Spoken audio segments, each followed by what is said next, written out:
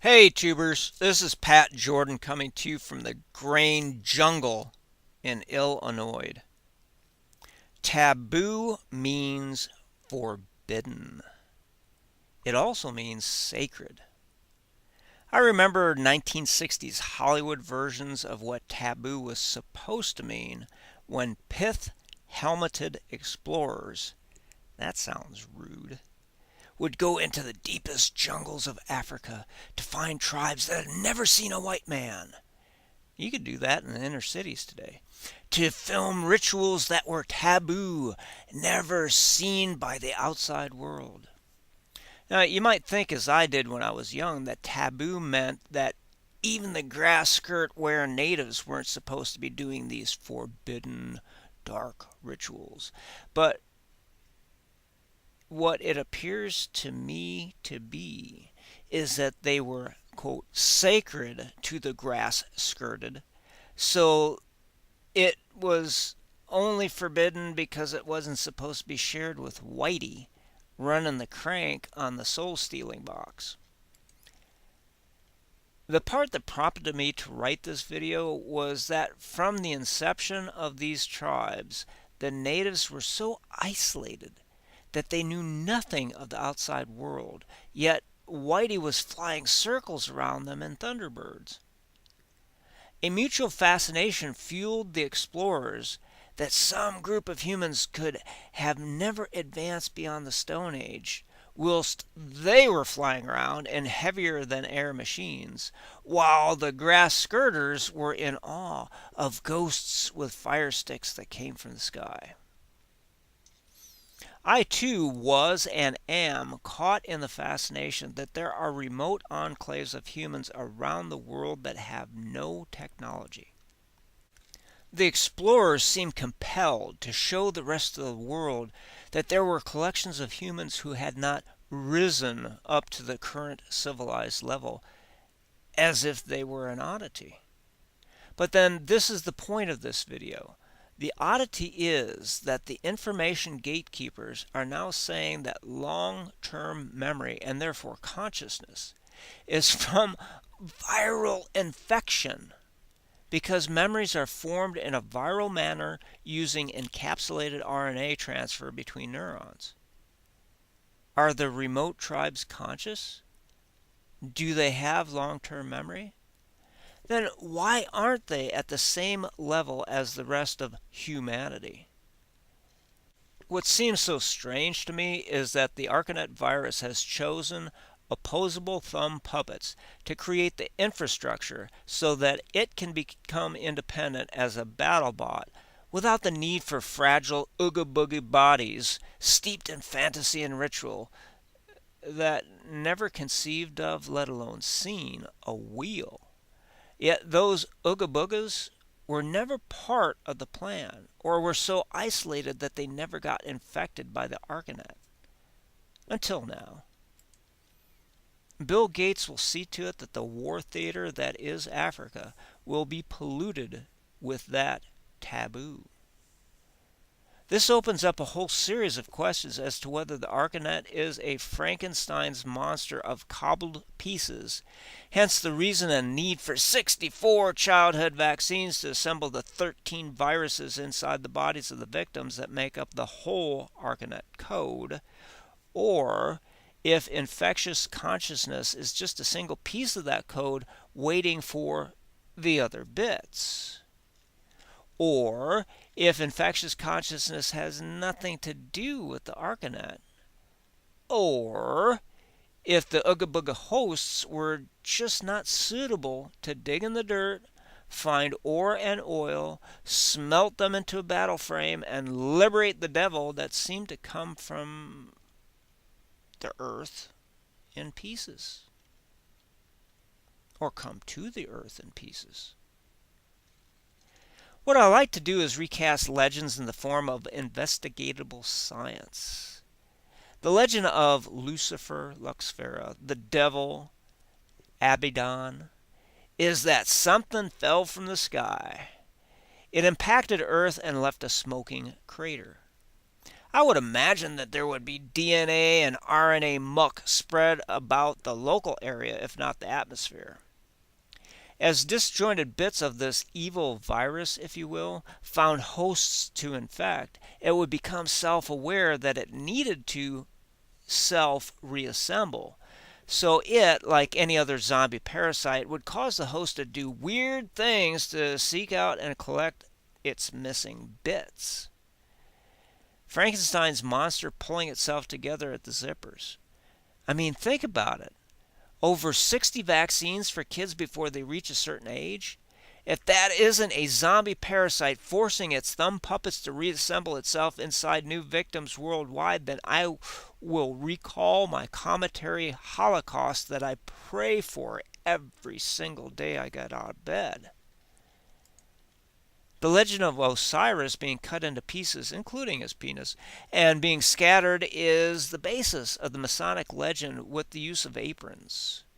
While predating that is the legend of Marduk slicing up his mommy dragon Tiamat, then scattering her fiddly bits to the four corners of the universe. A lot of dismembering, if you will, going on here to things reported to be gods that have a desire to self reassemble. So the world is still fascinated by those who are Stone Agers and not like us.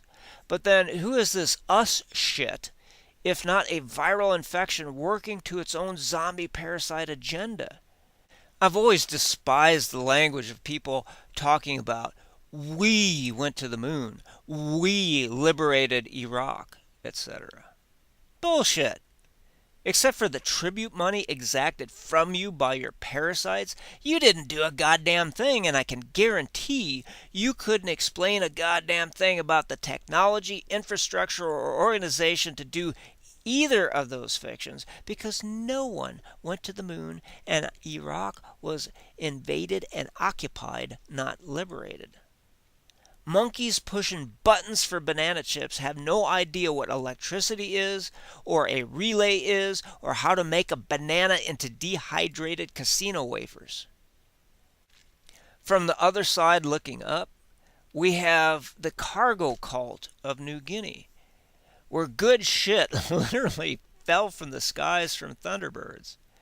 I watched Papuan kids with tiny little wheels set on axles on the ends of sticks, pushing them down the road like toys on roads built by missionaries so that the polluters of God could get their vaccines and their message of enslavement to remote populations using jeeps with real wheels. Despite the level of skill to make simulations of airplanes out of wood and simulations of a wheel, the implication of those technologies were beyond the capacity of the grass skirt and rotten American t-shirt wearing natives. I went to New Guinea to get a sense of what it would be like to be back in the Stone Age, but got a culture shock of modern technology butting head to head with the Stone Age. The natives of PNG love their watches, but the phrase PNG time is a byword that brings a smile to anyone who knows it. A missionary would call a meeting for 10 a.m. on Thursday.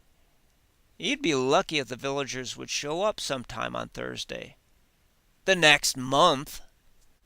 What was fascinating to me was that there was a sense from observers that these people were poor and ignorant. Therefore, the benevolent whitey had to bring them up to that level.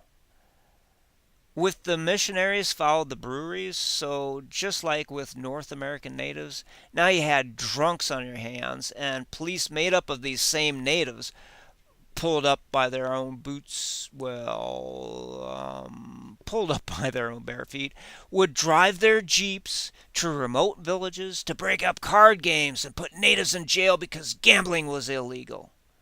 Prague fucking Gress. I mean, I went to Papua New Guinea because it still had head-hunting cannibals. They weren't interested in stick men with no meat on their bones, to see what the Stone Age was really like, but ended up seeing that it was just an opposite day. The freaks in three-piece suits instead of American hand-me-downs literally falling off the bodies of proud natives, working in cubicles instead of sitting around central fires inside huts, while the women that they bought as wives for 30 pigs did all the work, somehow think that they are advanced and part of something bigger than themselves, when they're nothing but ignorant Stone Age thumb puppets that learned to press a button to get a banana chip after having been taught that process by something in their head that resembles God. See, I've been to the jungles of New Guinea and the jungles of Los Angeles and the jungles of Chicago, so I know that the only difference is technology.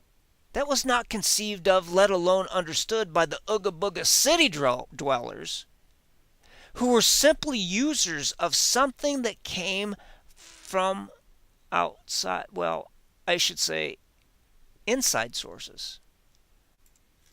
The Arcanet in the heads of the developed apes inflicted technology that was not native, so to speak, to the human race.